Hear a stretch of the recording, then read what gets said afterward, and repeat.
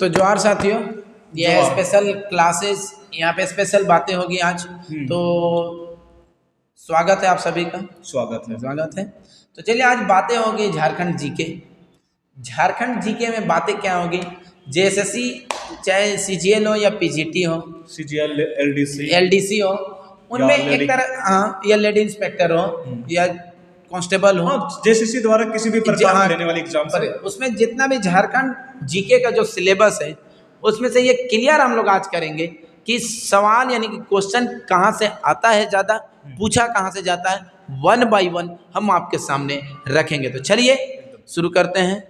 तो सबसे पहले हम सवाल करते हैं कि झारखंड जीके में जो सवाल आएगा, क्वेश्चन आएगा, उसमें मतलब किस तरह से, मतलब कौन कौन से क्या बोलते हैं पार्ट से आएगा। जैसे कि बात सबसे शुरू करते हैं, हाँ हिस्ट्री। चलिए तो स्टार्ट करते हैं। तो बेसिकली देखा जाए सबसे पहले हम लोग हिस्ट्री पे बात करते हैं। तो हिस्ट्री में तो हिस्ट्री में जैसे सबसे पहले क्वेश्चन होता है ना कि मतलब 1 या 2 क्वेश्चन तो आपका झारखंड के जो पुराने नाम होते हैं, ये झारखंड के मतलब अलग अलग एरा टाइम में किस नामों से जाना जाता था, जैसे पुंडरीक, पुंड्र, झारखंड, या झारखंड को पहली बार किस मतलब चीज में पाया गया था झारखंड नाम से। तो इन चीजों से 1-2 क्वेश्चन रहता है कि झारखंड के प्राचीन नामों से एक झारखंड का नाम में से एक क्वेश्चन रहता है। ठीक है, तो पहला बात होता है कि यहाँ से एक सवाल है, झारखंड का नामांकन जो झारखंड रखा गया है, ये हर काल में किस किस नामों से जाना जाता था, वहां से यानी प्राचीन इतिहास से भी एक सवाल रहेंगे। आप कमेंट करके बताइएगा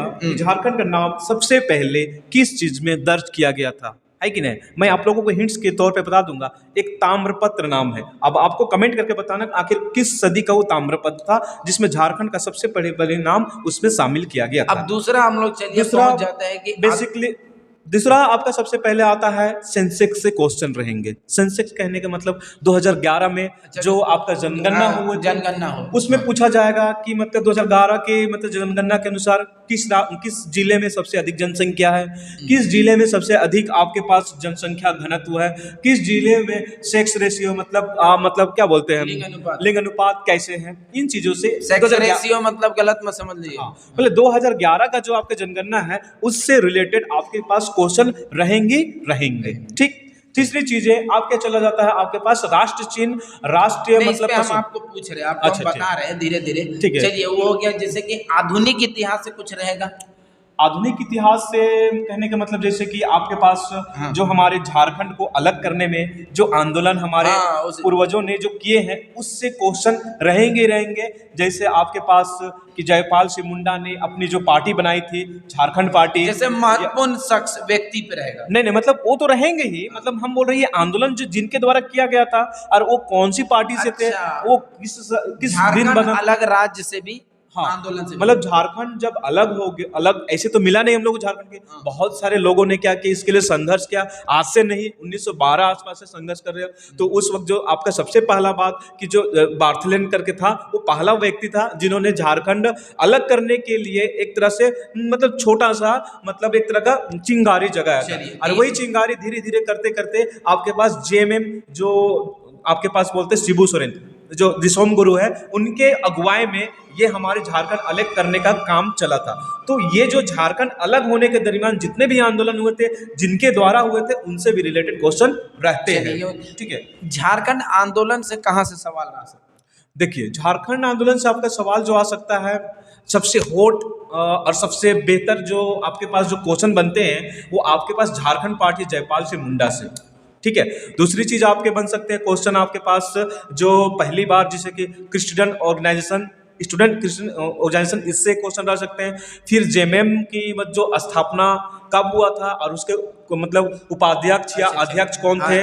नहीं, मेरा एक ये सवाल है, थोड़ा सा मिस्टेक कर गए, ये भी सही बात है कि ये जो झारखंड में विद्रोह हुआ, हाँ विद्रोह मैं आ रहा हूँ एक एक करके सब में आ रहा। जैसे आप बोले तो पहला तो झारखंड जब अलग करने के लिए किन किन आंदोलन किनके द्वारा चला वहां से क्वेश्चन रहेंगे, वो 2-3 क्वेश्चन रहेंगे। और सबसे और ज्यादा इंपॉर्टेंट जो होता है वो जनजातीय विद्रोह से होगा। चलिए, तो आप लोग जनजातीय विद्रोह का बहुत अच्छी तरह से देखिएगा और आगे हम पूछते ही रहते, पूरा डिटेल बता रहे, लेकिन याद रखिए जनजातीय विद्रोह।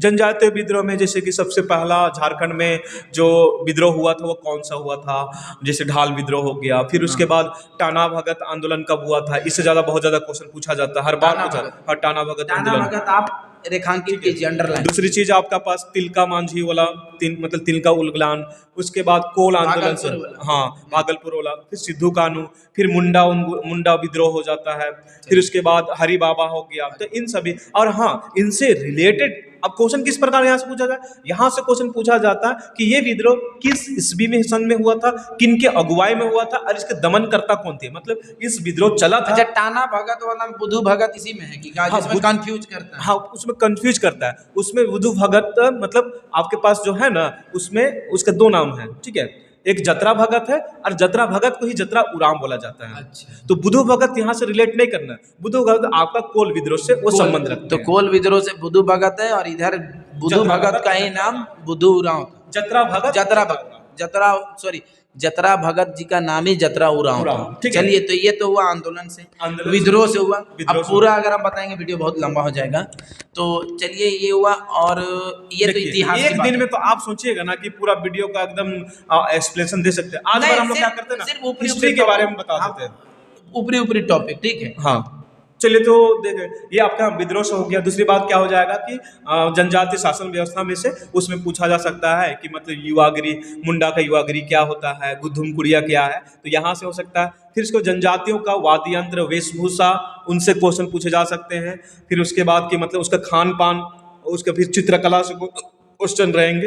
तो इन सभी चीज़ों से क्वेश्चन रहेंगे। और हाँ एक चीज़, राष्ट्रीय आंदोलन में से कि जो आपका पहला झारखंड में एक मतलब क्या बोलते हैं कांग्रेस का अधिवेशन हुआ था 1940 ईस्वी में रामगढ़ में, तो वहाँ से क्वेश्चन हर बार पूछा जाता है, क्योंकि उस दरमियान क्या थे कि हमारे राष्ट्रपिता महात्मा गांधी उस दरमियान उस अधिवेशन में भाग लेने के लिए आए थे। और उनके साथ साथ बड़े बड़े नेता भी आए थे, मौलाना अबुल कलाम आज़ाद भी थे, पंडित जवाहरलाल नेहरू थे, सरदार वल्लभ भाई पटेल थे, इन लोगों से। तो ये जो है ना, इस एरा का जो क्वेश्चन वहाँ से पूछा जाता है। राष्ट्रीय आंदोलन से भी पूछा जाता है, जनजातीय विद्रोह से पूछा जाता है, झारखंड अलग करने वाला आंदोलन से पूछा जाता है। दूसरा चीज़ आपका मतलब राष्ट्रीय मतलब राज्य के चिन्ह से आता है, 2011 सेंसेक्स से आता है, और झारखंड अलग करने वाला वहाँ से भी क्वेश्चन रहता है। तो लगभग ये झारखंड का जो भी था ऐतिहासिक, मतलब इतिहास मतलब कि भारत का जो राष्ट्रीय आंदोलन हुए हैं, चाहे असहयोग आंदोलन हो, चाहे और भी नमक यात्रा हो, जो हर दूसरे मतलब जिनका वैसे राष्ट्रीय आंदोलन जिनका असर झारखंड के में- लोगों पे पड़ा, या झारखंड के लोगों ने उस आंदोलन पे बढ़ चढ़कर हिस्सा लिया, उन हाँ वही हम आंदोलन बता रहे उन हैं। आंदोलनों जैसे से- भारत छोड़ो आंदोलन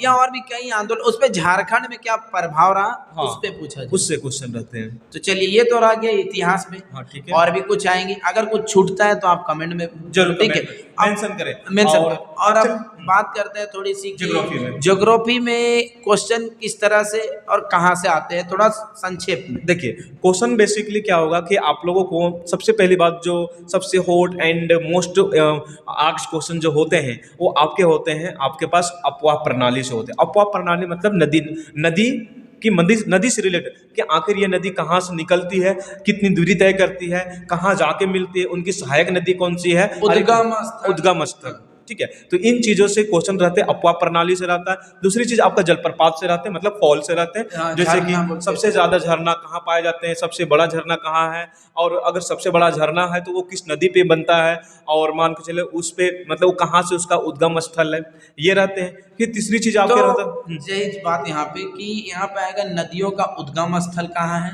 और कौन सी नदियाँ कहाँ पे जाके मिलती है, या उनकी सहायक नदी कौन सी है, और उनकी सहायक नदियाँ बहुत इंपॉर्टेंट क्वेश्चन है। और उस नदी पे कौन से बांध बने वो भी पूछा हाँ, उस जाता है। नदी पे कौन सा बांध बना है, ये सारे हुए नदियों से। और ज्योग्राफी जैसे कि और कुछ थोड़ी बहुत। और उसके बाद होता है कि झारखंड विविध में आप लोगों के पास अगर बुक होगा उड़ान का, या किसी पर अगर आपने बुक लिया होगा, तो सबसे लास्ट में या कहीं पर भी आपके पास क्या होगा, झारखंड के विविध के बारे में, मतलब झारखंड में सबसे बड़ा, सबसे लंबा, सबसे ऊंचा, सबसे छोटा या पहला, ये इन चीज़ों से क्वेश्चन रहते ही रहते हैं। जैसे सबसे बड़ी पुल कहाँ पर झारखंड में कहाँ पे बना हुआ है, सबसे लंबी नदी कौन सी है, सबसे गंदी नदी कौन सी है, सबसे बड़ी नदी कौन सी है, या सबसे गर्म जल मतलब सबसे ऊंचा जलप्रपात क्या है। तो ये जो पहला वाला जो वर्ड है, लंबा वाला वर्ड है, मतलब छोटा है और ये सभी चीज़ें, तो इन सभी चीज़ों से क्वेश्चन रहता ही रहता है। ठीक है, चलिए, तो ये जियोग्राफी में थे। ज्योग्राफी में हाँ। हाँ ठीक है, कुछ बहुत छूटता है तो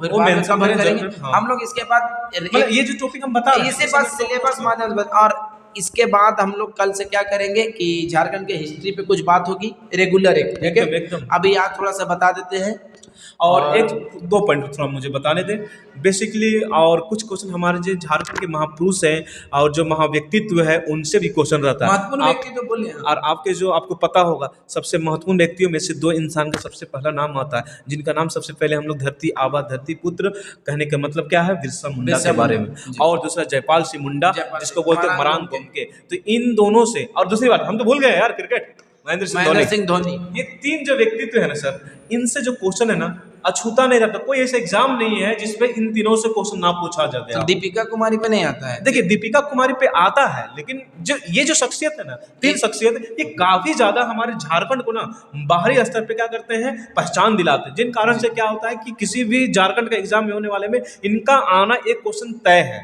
ये अंतर्राष्ट्रीय मंच पर भी जाने जाते हैं, अंतर्राष्ट्रीय ग्लोबल लेवल पे जाने जाते हैं। अब जैसे बिरसा मुंडा है, बिरसा मुंडा को कौन नहीं जानता है। झारखंड, भारत के ऐसे बहुत सारे राज्य है, ऐसा कोई राज्य नहीं जहाँ पे वीर बिरसा मुंडा जी को जाना नहीं जाता है। आपको पता नहीं, आपको एक बात मैं जानकारी के लिए बता नहीं, आपको भी अगर नहीं पता होगा तो एक बात हम भी बता दे रहे हैं कि बिरसा मुंडा जी का जयंती खास करके आपका जो नॉर्थ बंगाल का जो इलाका है उनमें भी मनाया जाता है।